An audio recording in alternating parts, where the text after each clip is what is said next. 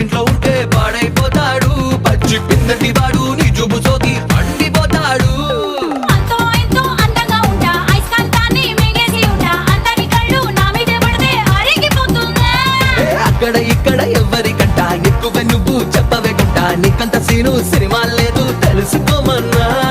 ఓలమోలమ్మో ఈడక్కడోడే నా నెత్తికెక్కి తైతక్కలాడే ఏ మాట అన్నా వేడెక్కుతాడే ఈడి జోలికెళ్తే ఇప్పు మోతమోగుడే అయ్యో పాపం